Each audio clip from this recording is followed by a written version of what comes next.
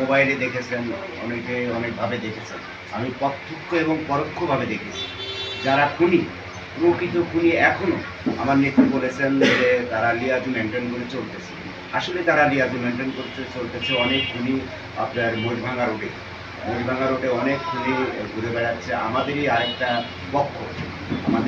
প্রতিপক্ষ এক দলের, তারপরে আরেকটা প্রতিপক্ষর প্রশ্রয়ে তাদের আশ্রয়ের মধ্যে প্রকাশ্যে দিবালোকে প্রকাশ্যে মনে হচ্ছে যেন তারা সে পূর্বের মতো 5ই আগস্টের আগে যেমনি চলাফেরা ঠিক তেমনি ভাবে চলাফেরা। আমি গত রমজান ইউনো মহোদয়ের দৃষ্টি আকর্ষণ করছি, আপনি এই বিষয়টাকে দেখেন কোনো না কোনো একটা অনাবৃত ঘটনা ঘটে যেতে পারে। এর জন্য কিন্তু আমরা দায় দিতে পারবো। যেমন আপনার দেখেছেন কালো পাঞ্জাবি, ভিডিও ফুটেজে দেখেছেন কালো পাঞ্জাবি পরা আশরাফুল ইসলাম ও এখনো প্রকাশ্যে ঘুরে বেড়াচ্ছে। এবং আমাদেরই এই 3 নাম্বার ওয়ার্ডে যেখানে বাবু চিরসাহিত হয়ে আছে, এই 3 নাম্বার ওয়ার্ডেই মাঝে মধ্যে তাকে দেখা যায়। তার এক আত্মীয় আছে, অভিমুখী আছে। হ্যাঁ, এই ওয়ার্ডের যুবলীগের সেক্রেটারি মাঝে মধ্যে দেখা যায় যে ওর বাসাতেও আসে। হ্যাঁ, এরকম আবার আরেকজনকে দেখা যায় যে চরমপন্থী নেতা সেলিম প্রকাশ্যে ঘুরে বেড়াচ্ছে। হ্যাঁ, ওর চলাফেরা দেখলে মনে হচ্ছে আসলে আমি যে কথাগুলো আপনাদের সামনে মিডিয়ার ভাইদের সামনে বলতেছি, আমার জীবনের নিরাপত্তা কতটুকু আমি জানি না। হয়তো আমি এখান থেকে কোথাও করো, আপনারা হয়তো একটা দুঃসংবাদও শুনতে পারেন। হ্যাঁ, এমন একটা অবস্থার মধ্যে আছি। যদিও আমরা বাক স্বাধীনতা ফিরে পেয়েছি, তারপরে আমরা অত্যন্ত ভীতকর অবস্থার মধ্যে আছি যে এরা কখন কি ঘটনাটা না ঘটায় ফেলে। চরমপন্থী নেতা এখনো প্রকাশ্যে ঘুরে বেড়াচ্ছে এবং এই বাবুর মামলাটাকে অন্যদিকে প্রবাহিত করার জন্য তাদেরই পিস ঘুরে বেড়াচ্ছে। আমার একটা প্রশ্ন, সেটা হলো যে আপনি মনে করছেন বাংলাদেশ জাতীয়বাদী বিএনপি, আমাদের এখানে যে একটা এমপি পার্টি আছে, তাদের মধ্যে কি তারা এই যে ঘুরে বেড়াচ্ছে সেখানে? হ্যাঁ, অবশ্যই সহযোগিতা আছে।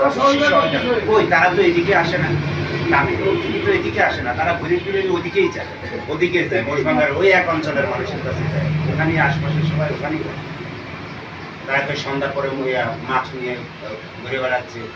যেখানে আমাদের বিএনপির দায়িত্বপ্রাপ্ত নেতারা আছেন, আমার নেত্রী বলেছেন, আমি নাম নাই বলি, দায়িত্বপ্রাপ্ত নেতা যারা আছেন তাদেরই আশপাশে তারা অবস্থান করতেছেন, ঘুরে বেড়াচ্ছে এই মামলাটা প্রতিহত করার জন্য ওনারা মানে আমি মনে করছি যে দলের লোকজনই এই জন্য করে।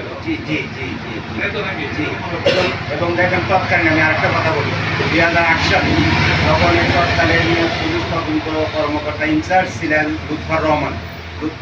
তখন উনি একটা দাপটে ঘুরে বেড়াইতেন। আমি আজকে আপনাদের মাঝে আপনাদের মাধ্যমে গোটা বাংলাদেশকে এবং বিশ্ববাসীকে জানাতে চাই যে লুৎফর রহমান তৎকালীন ইনচার্জ লুৎফর রহমান, উনি আপনার একটা নাম ব্যবহার করতেন যে আমার বাড়ি গোপালগঞ্জ। বাবু হত্যার পরে প্রকাশ্যে ঘুরে বেড়াতেন আর বলতো যে আমার কিছুই হবে না, আমার বাড়ি গোপালগঞ্জ।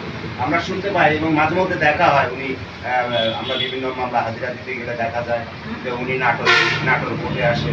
হ্যাঁ, নাটোর কোর্টে এসে দিব্যে ঘুরে বেড়াচ্ছেন। আমি পাশাপাশি এই বাবু হত্যার মামলার সাথে আমি মনে করি যে তৎকালীন ইনচার্জ 2008 সালে লুৎফর রহমান, 2010 সালে লুৎফর রহমানের আমি বিচার দাবি। আচ্ছা, আমি একটু জানতে চাই।